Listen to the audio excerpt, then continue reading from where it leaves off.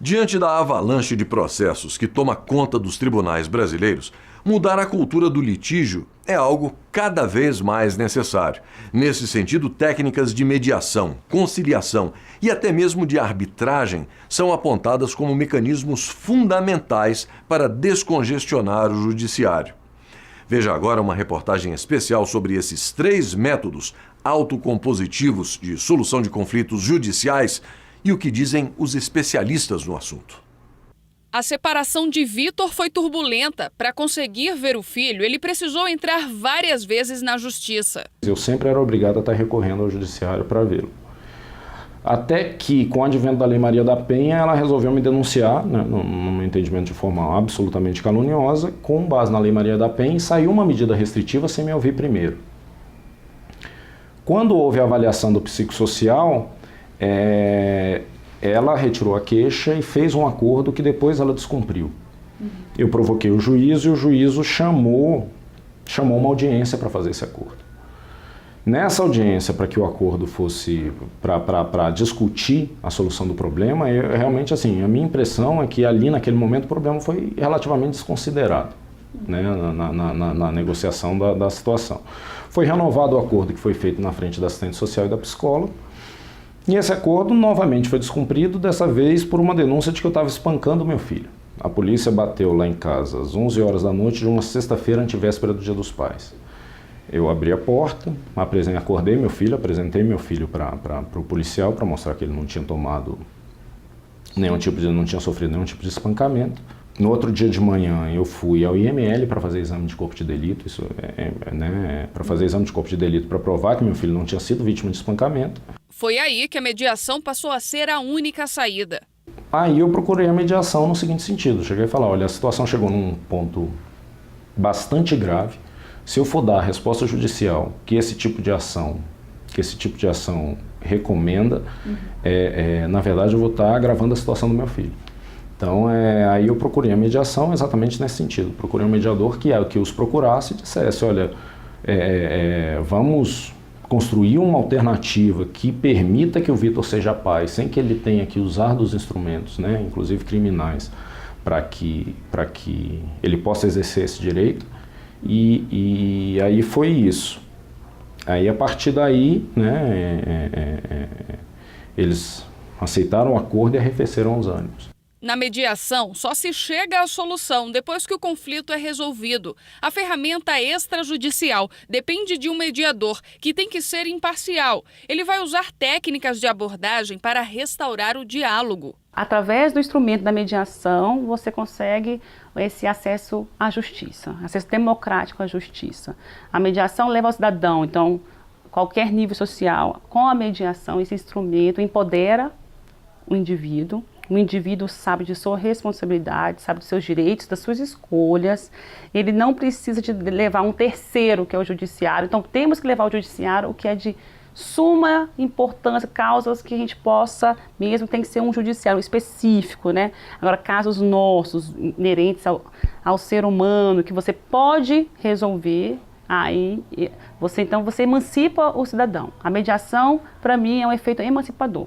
A advogada Fabíola é mediadora de família. Ela fala da satisfação de ver um caso resolvido. Liguei para outra parte, expliquei tudo, né, que era mediação. Se queria que se enquanto a mediadora seria, né, essa comunicação, enquanto advogada seria entrar com ação. Então, imagina, mais desgaste. E ela aceitou. E o que eu achei mais interessante e a mediação foi com os dois, só a primeira sessão que não. O resto, mais 12 sessões, foram com o casal parental, né?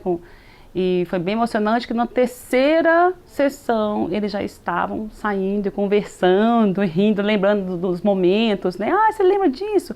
Na 10ª foi com o filho, e a emoção da mediação com o filho, né? Esse resgate com o pai, nós conseguimos o quê? Uma guarda compartilhada, onde o pai já teve acesso ao filho, final de semana, viajar, e isso aí é muito emocionante. Um ano depois eu encontrei na festa até do meu filho, e eles estavam os 3 juntos. Então, assim, eu fiquei bem emocionada. Já a conciliação é indicada quando o problema já foi identificado e o impasse está no conflito e não na falta de comunicação.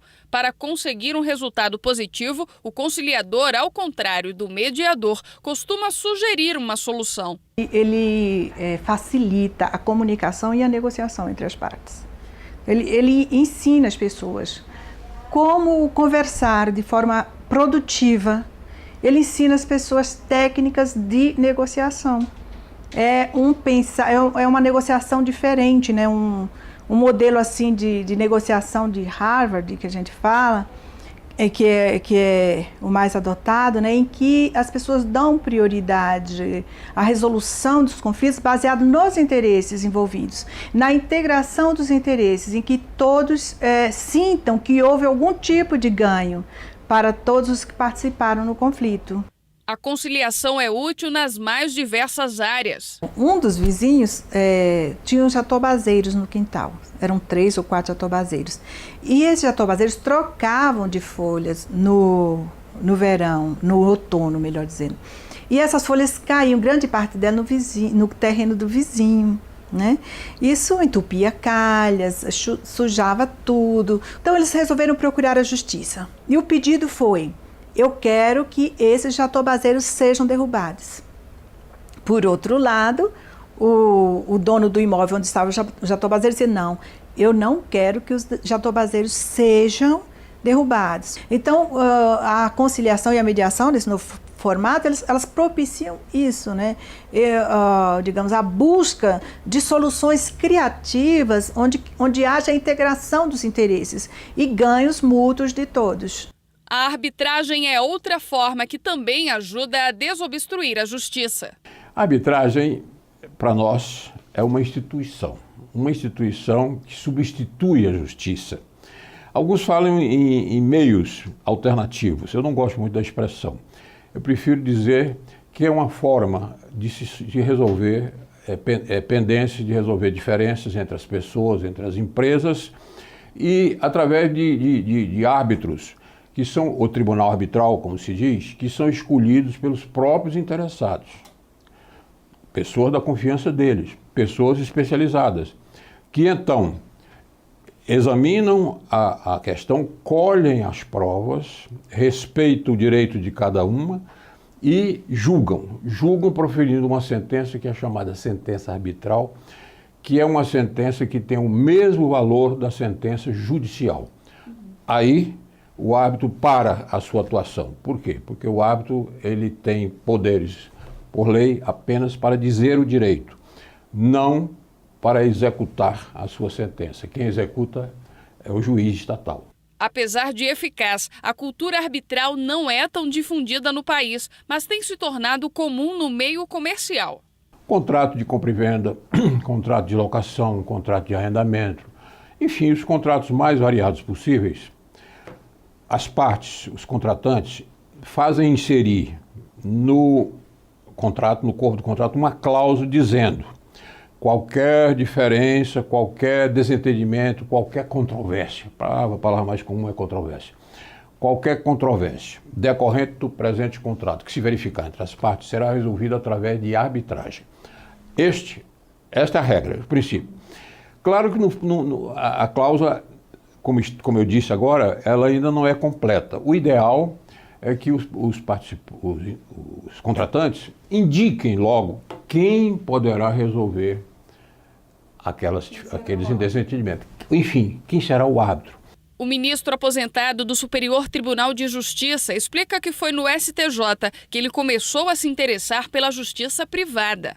Como ministro, eu tive a oportunidade de julgar um caso só de uma arbitragem internacional.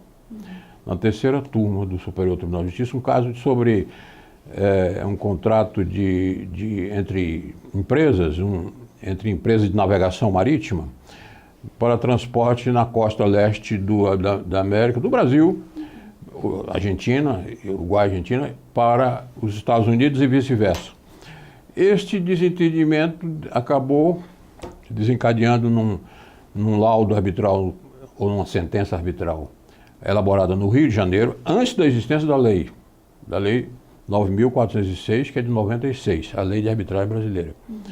E acabou chegando ao Judiciário, melhor dizendo, ao Superior Tribunal de Justiça. Eu fui o relator.